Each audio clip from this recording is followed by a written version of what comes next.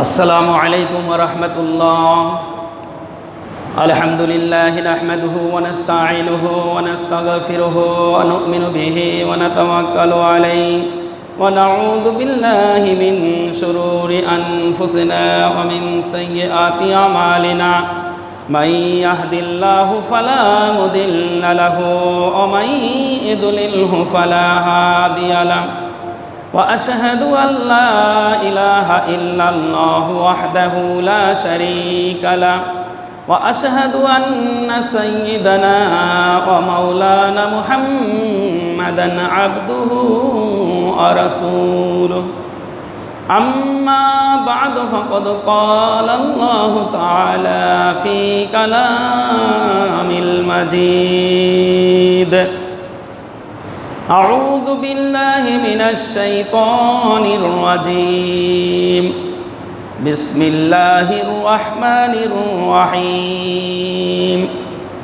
इन्ना अंज़लनाहु फ़ी लैलतिल क़द्र वमा अदराका मा लैलतुल क़द्र।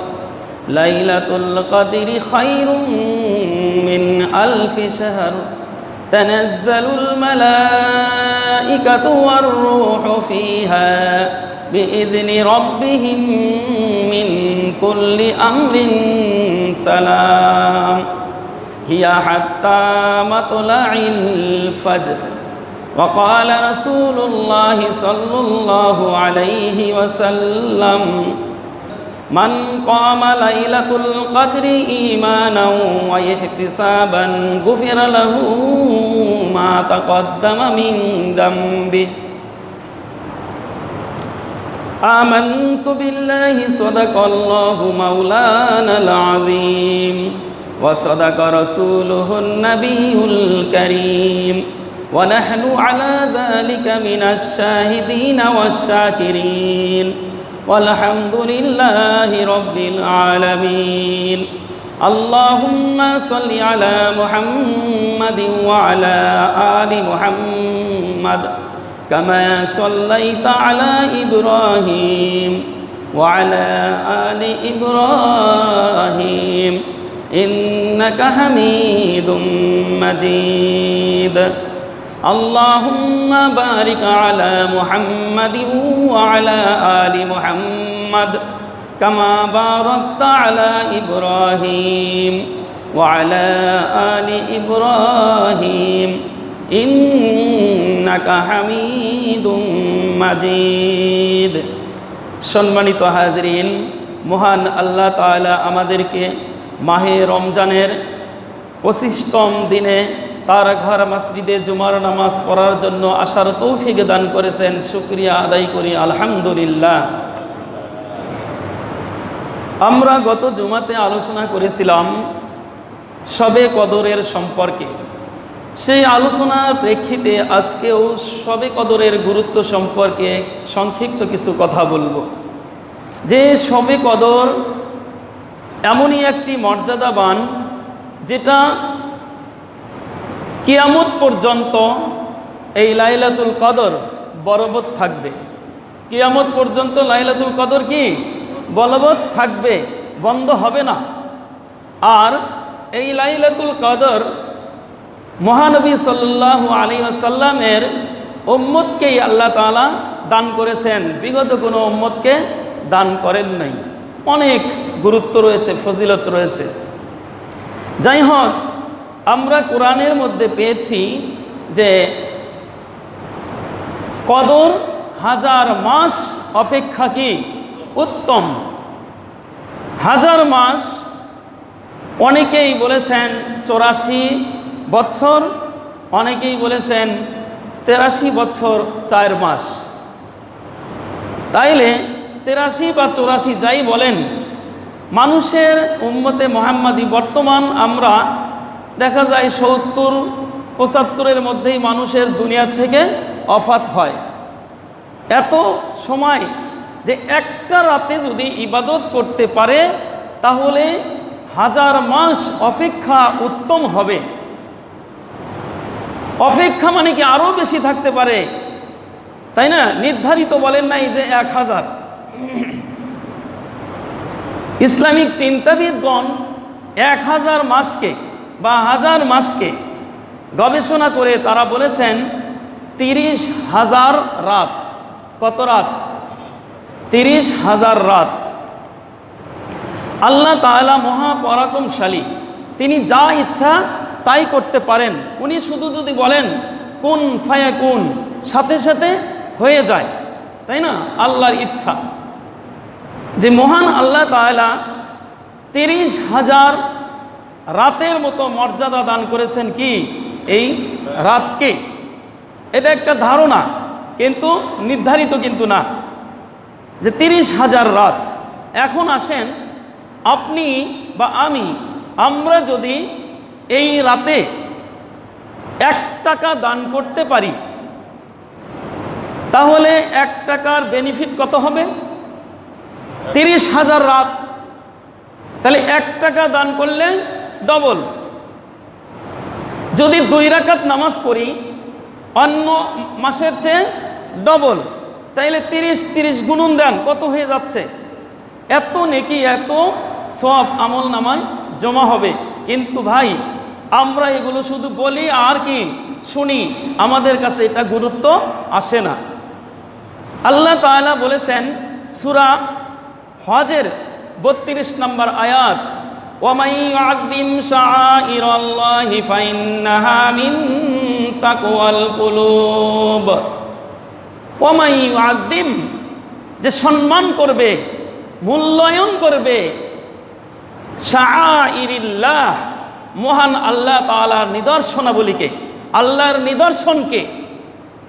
বাস্তব জীবনে আমরা লক্ষ্য করে দেখি যে আল্লাহর নিদর্শন কি।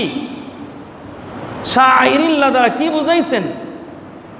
সেটা হলো মসজিদ, মাদ্রাসা, মক্তব, কোরআন, হাদিস। এগুলো হলো কি শিয়ারে ইসলাম, ইসলামের নিদর্শন। ফাইন্নাহা মিন তাকওয়াল কুলুব, যার অন্তরের মধ্যে খোদা ভীতি আছে, আল্লাহর ভয় আছে, সেই এগুলাকে কি করবে? মূল্যায়ন করবে। সূরা হজ কত নম্বর আয়াত বলছি? সূরা হজের 32 নম্বর আয়াত খুলে দেখবেন যে মসজিদ, মাদ্রাসা, মক্তব, কোরআন, হাদিস, আলিম ওলামা, যারা মোটামুটি শিয়ারে ইসলাম যেটাকে আমরা বলি, টুপি, দাড়ি শিয়ারে ইসলাম না? মাথার টুপি কি অন্য জাতের মানুষ পরে? শিয়ারে ইসলাম।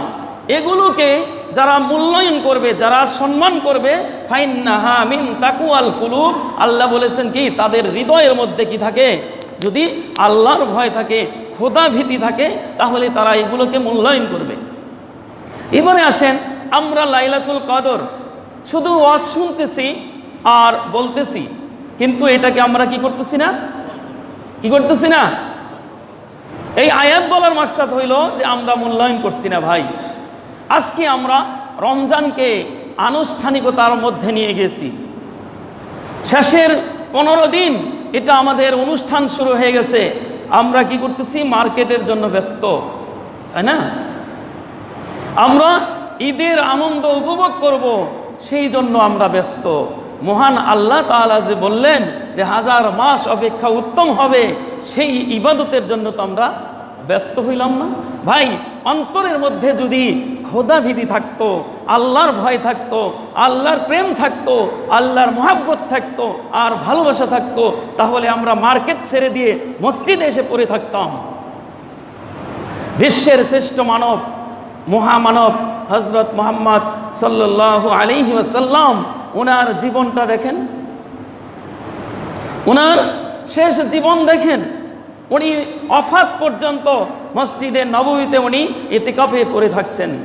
যার বিন্দু মাত্র গুনাহ নেই, আল্লাহ তাআলা যার গুনার হিসাব নেবেন না, যিনি মাসুম, নিষ্পাপ। তাহলে বোঝেন, ওনার যদি এই হালত হয়ে থাকে, ভাই, রমজান মৌসুমি ইবাদতের সময়, ইবাদতের একটা কি মৌসুম। অন্য মাসেও 5 ওয়াক্ত নামাজ পড়তে হয়, রোজার মাসেও 5 ওয়াক্ত নামাজ, কিন্তু এখানে পার্সোনাল কিছু ইবাদত আল্লাহ তাআলা দিয়েছেন।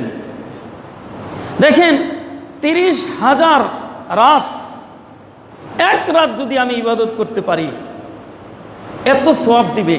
এখন এই শেষের 10টি রাত, তারপরেও হাদিসের মধ্যে বলে দিছে বেজোর কয়টি? 5টি রাত। তাইলে এই বেজোর রাতগুলো যদি আমরা একটু কি করে নেই, ইবাদতের মধ্যে কাটাই, তাহলে যদি ভাগ্যে কদর নসিব হয়ে যায়, জীবন কি হয়ে যাবে? ধন্য হয়ে যাবে ভাই। দেখেন মহান আল্লাহ যা ইচ্ছা তাই উনি সৃষ্টি করতে পারেন। আল্লাহ ইচ্ছা করেন বর্ষাকালে কি আসে? বৃষ্টি আসে। আল্লাহ ইচ্ছা করেন মরুভূমিতে বৃষ্টি আসে না। আল্লাহ ইচ্ছা করেন রাতে অন্ধকার হয়। আল্লাহ ইচ্ছা করেন দিনে আলো হয়। আল্লাহ ইচ্ছা করেন বলেই কি 30 লক্ষ ভোল্টেজের হেজাক লাইট, হেজাক সেরেন তো আগে যে ছিল, এটাকে একটা উপমা দিয়েছে 30 লক্ষ ভোল্টেজ যদি থাকে, এই 30 লক্ষ ভোল্টেজের হেজাক লাইট জ্বালালে যে আলো হয়, আল্লাহর ইচ্ছায় এমন একটি নক্ষত্র আল্লাহ বানিয়েছেন সূর্য, সেই 30 লক্ষ ভোল্টেজের হেজাক থেকে লক্ষ লক্ষ কোটি কোটি গুণ বেশি আলো দিচ্ছেন হিসাব ছাড়া। ইচ্ছা করেছেন, তাই না? আল্লাহ ইচ্ছা করেছেন। আবার দেখেন এই আলো থেকে কর্জ নেয়, ধার নেয় চন্দ্র। চন্দ্রের নিজস্ব কোনো আলো নেই, আলোর কোনো পাওয়ার নেই। সূর্যের থেকে ধার নিয়ে সে আলো রাত্রিতে উনি জ্বালায়। কার ইচ্ছায়? আল্লাহর ইচ্ছা। এটা বিশ্বাস হয়তো আমরা একটু খেয়াল করি। আমাদের এই সিরাজগঞ্জ শহরে অনেক জায়গায় দেখবেন, বিভিন্ন জায়গায় পৌরসভা থেকে পোল লাগাইছে, যেটাকে সৌরবিদ্যুতের লাইট বলা হয়। দেখবেন তার সাথে কোনো তারের কানেকশন নাই, আছে? নাই। শুধু তার সাথে একটা ব্যাটারি লাগা দিছে, কিছু তার সংযোগ দেওয়া আছে পোলের সাথেই, সুইচও দিতে হয় না। রাত্রিতে যেই রাত শুরু হয়ে যায় লাইট একাই জ্বলে ওঠে। এটা মানুষের তৈরি, তাই না? এই লাইটটা সারাদিন তার যে ওই ক্যানেল আছে তার থেকে কি হয়, সূর্য থেকে তাপ নেয়, রাত্রে আলো দেয়। আমাদের মসজিদে সারাদিন কি হয়, এক জায়গায় ওইটা দেওয়া আছে, রাত্রিতে জ্বলে উঠতেছে। এটা আপনার একটু চিন্তা করেন যে মহান আল্লাহ চন্দ্রকে এরকম আলো দিচ্ছেন ওনার ইচ্ছায়। মহান আল্লাহ ইচ্ছা করেছেন রাত্রিতে শেফালি ফুল ফোটে, রজনীগন্ধা ফুল ফোটে। দুনিয়ার যত বিজ্ঞানী আছে চেষ্টা করলে কোনো দিন রজনীগন্ধা দিনে ফুটাইতে পারবে? শেফালি ফুটবে? ফুটবে না। আর একটা কথা, যত ধরনের সাদা ফুল দেখবেন বেশিরভাগ ফুল কি হয়, রাত্রে ফোটে আল্লাহর ইচ্ছায়।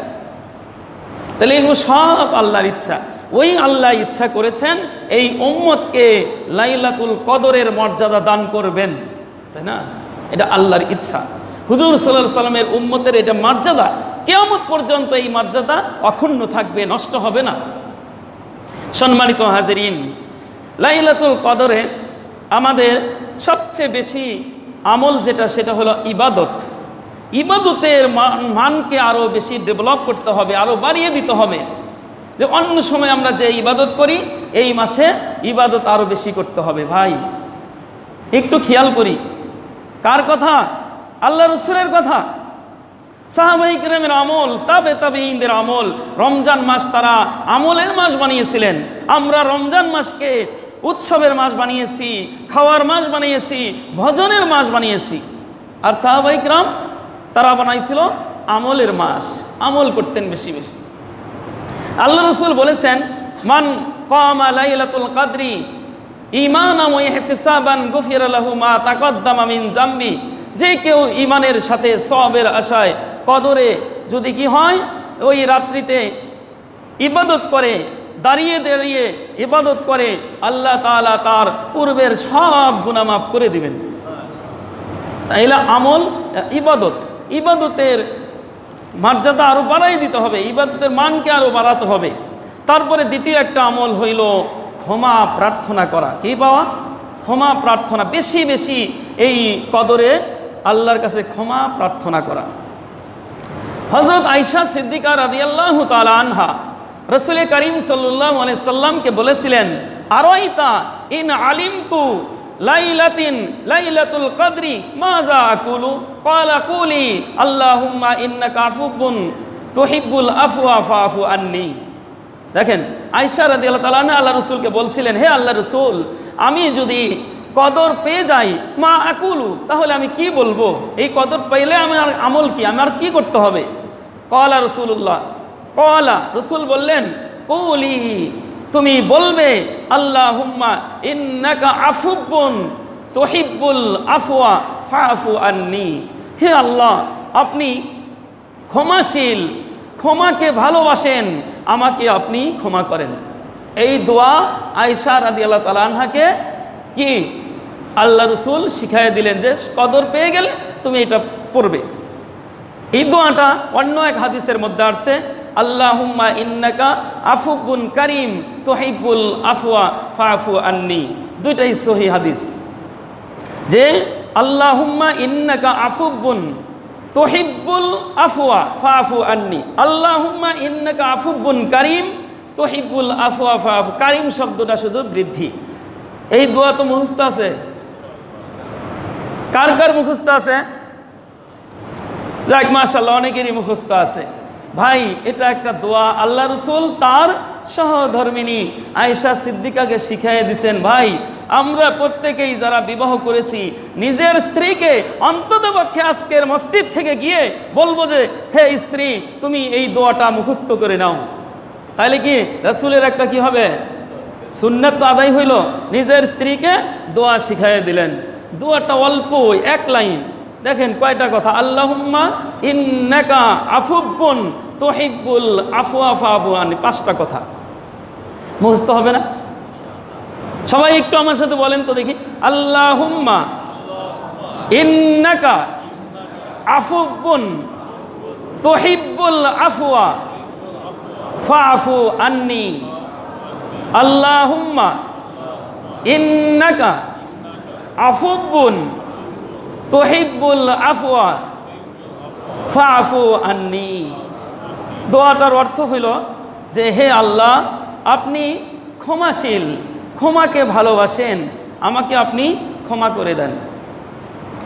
এই দোয়া প্রত্যেকেই এই কয়েকটা দিন, যে কয়েকটা চলে গেছে ওই কয়েকটা তো চলেই গেছে, এখন থেকে আজকের রাত থেকে আমার আকুল আবেদন থাকবে, প্রত্যেকেই তারাবির নামাজ শেষ হয়ে যায় মসজিদে মোনাজাত দিয়ে শেষ, নিজ নিজ দায়িত্বে মসজিদে হোক বা নিজের বাসায় হোক, দেখবেন এই বর্তমান সময়ে এই রমজান মাসে 11টা 12টার আগে কিন্তু ঘুম হয় না, হয় না। তাইলে একটু আধা ঘন্টা আপনি আল্লাহকে সময় দেন, একটু জিকির করেন, একটু 2 রাকাত নামাজ পড়েন, তারপরে এই দোয়াটা পাঠ করেন। আল্লাহ যদি মাফ করে দেয়, আর কারো ঠেকানোর আছে? আল্লাহ আমল করার তৌফিক দান করেন। এরপরে দেখেন যে এই রাতে আমরা যে ক্ষমা প্রার্থনা করব, এই ক্ষমা পাওয়ার জন্য 4টা শর্ত রয়েছে। কয়টা শর্ত? 4টা শর্ত আছে। তার 1 নম্বর শর্ত হইল যে আমি জীবনে যত গুনাহ করেছি, ওই গুনার উপরে অনুতপ্ত হয়ে যে এত বড় অন্যায় করেছি, এই অনুতপ্ত মন নিয়ে আল্লাহর কাছে কি ইস্তিগফার কামনা করা। বুঝাইছে? যে জীবনে যত অন্যায় করেছি, সেই অন্যায়ের উপরে অনুতপ্ত হয়ে যে আমি এত বড় অন্যায় করেছি, সেই অনুতপ্ত মন নিয়ে আল্লাহর কাছে ইস্তিগফার করা, ক্ষমা প্রার্থনা করা। 2 নম্বর হইল যে আমি যে গুনাহ করেছি, সেই গুনাহ এখন থেকে ছেড়ে দেওয়ার পণ প্রতিজ্ঞা করা। গুনাহ করব, ইস্তিগফার করব, এই ইস্তিগফার কাম হবে না, বুঝছেন? এই জন্য গুনাহ ছেড়ে দিতে হবে। 3 নম্বর হইল মজবুতভাবে দৃঢ় প্রতিজ্ঞা করতে হবে, জীবনে আর কোনোদিন আমি ওই গুনাহ করব না। ভাই, আমি কি গুনাহ করেছি আমার বুকে হাত দিলে আমি বুঝি না? প্রত্যেকেই সবাই চোখ বন্ধ করলে অতীত জীবনের সব কিছু কি হয়, ভেসে আসে। ভাই একটু খেয়াল করবেন। 4 নম্বর হইল, বান্দার কোনো হক নষ্ট করে থাকলে সেই হক আদায় করে অনুতপ্ত হতে হবে। এটা হলো সবচেয়ে মারাত্মক। আল্লাহর হক, আল্লাহর কাছে ক্ষমা চাইবেন, আল্লাহ মাফ করে দিবেন। বান্দার হক আল্লাহ তো মাফ করবেন না। আমাদের স্কুলে বিভিন্ন ইয়েতে এই হাদিসটা কিন্তু পড়ানো হয় যে হাক্কুল্লাহ হাক্কুল ইবাদ, পড়া হয় না? স্কুলের ছেলেদের বইয়েও আছে যে আল্লাহর হক আর বান্দার হক। যে আল্লাহর হক যেটা আল্লাহর কাছে আপনি মাপ চেয়ে নেবেন, মাফ করে দিবে, কিন্তু বান্দার হক মাপ তো বান্দার থেকে চাইতে হবে। এই জন্য অনুতপ্ত হতে হবে যে আমি কার কাছে অন্যায় করেছি, কোনো বান্দাকে আমি কষ্ট দিয়েছি, কোনো ভাইকে আমি কষ্ট দিয়েছি কিনা, তার কাছে গিয়ে মাপ চাও। নাইলে উপায় নাই। যতই আমি ইবাদত করি, বান্দার হক এটা যদি আদায় না হয় আল্লাহর দরবারে থেকে যাবে। এই জন্য ভাই এটা অনেক বড় জিনিস। এরপরে আসেন, এইভাবে আমরা অনুতপ্ত হয়ে আল্লাহ তাআলার কাছে কি করা, প্রার্থনা করব। তারপরে আরও আমল আছে যে কোরআন তেলাওয়াত বেশি বেশি। এই মাসে কোরআন নাজিল হয়েছে, এই মাসে বেশি বেশি কোরআন তেলাওয়াত করার কথা। অর্থ জেনে হোক, অর্থ না জেনে হোক, কোরআন বেশি বেশি পাঠ করা।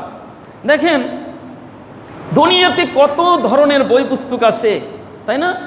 200 বছর আগের কোনো বই, বাংলা বা যে কোনো ভাষার বই যদি সামনে পড়তে দেওয়া হয়, মানুষ গুরুত্ব দেয় না, দেয় না।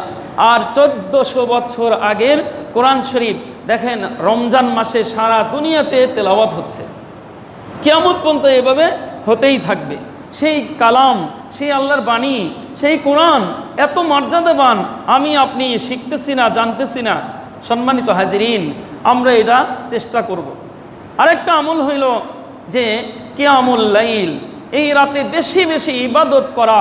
সেই ইবাদত নামাজ দিয়ে হতে পারে, কোরআন তেলাওয়াত দিয়ে হতে পারে, জিকির দিয়ে হতে পারে। ভাই নামাজ 2 রাকাত করে নিয়ত করে নফল নামাজ, যে আপনি যদি নফল নামাজ পড়েন ওটাও রাত্রের তাহাজ্জুদ হয়ে যাবে। রাতের ফরজ আর ওয়াজিব নামাজ ছাড়া যত নামাজ আপনি পড়বেন সব তাহাজ্জুদ হিসাবে কি হয়, গণ্য হয়ে যায়। সম্মানিত হাজিরিন, শবে কদরের নামাজ 2 রাকাত করে। অনেক ভাই আছে যে শবে কদরের নিয়ত জানে না। কি জানে না? শবে কদরের নিয়ত জানে না, নামাজ পড়ে না। শবে কদরের সূরা জানে না, নামাজ পড়ে না। এই তরিকাটা কি ভাই? ভুল তরিকা। নামাজের জন্য পার্সোনাল কোনো নিয়ত নেই। আপনি 2 রাকাত নফল পড়ছেন, আল্লাহু আকবার, হয়ে গেল। শবে কদরের রাত্রিতে আপনি ওটা আল্লাহ তাআলা কদর হিসাবে গণ্য করে নেবেন। সূরা কুলহু সূরা 3 বার, ইন্না আতাইনা 7 বার, এরকম কোনো নিয়ম কোরআন হাদিসের মধ্যে পাবেন না।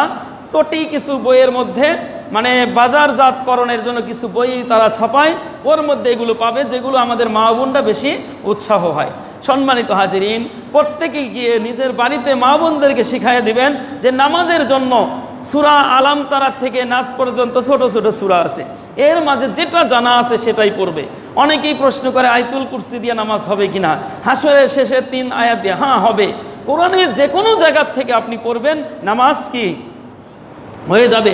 আল্লাহ তাআলা কোরআনুল কারীমের মধ্যে বলেছেন ফাকরাউ মা তায়াসসারা মিনাল কোরআন, কোরআনের যেখানে তোমার সহজ হয় সেখান থেকে কি করো, পাঠ করো। ভাই কোরআনের যেটা আমার জানা আছে সেটাই আমি নামাজে পড়ব।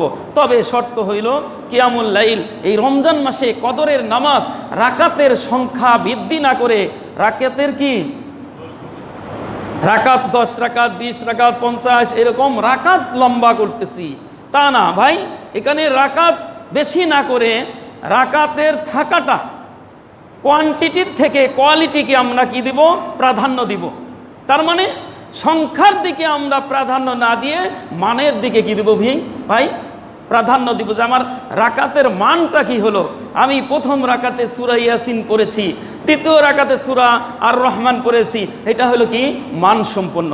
প্রথম রাকাতে আপনি আলাম তারা পড়েছেন, দ্বিতীয় রাকাতে আপনি কুল হু সূরা বলেছেন, এটা মানের দিকে কি ভাই কম হইল। সূরা ইয়াসিনের মান বেশি না? মান বেশি।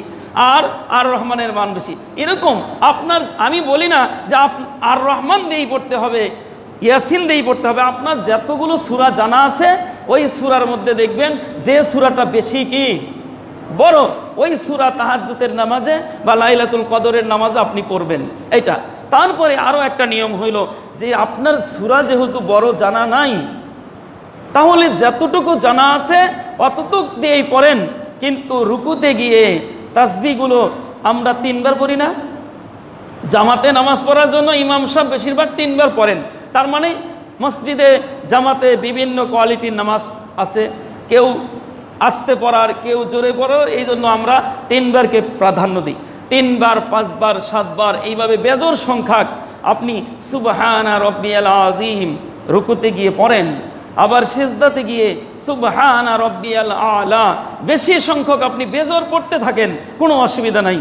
আপনি রুকুতে সিজদাতে সময় বেশি লাগান, রাকাতে আপনি পারলেন না, সূরা জানা নাই, সুবহানা রব্বিয়াল আযীম এটা তো জানা আছে, তাই না? সুমহান রবের পবিত্রতা বর্ণনা করছি, এই অর্থ।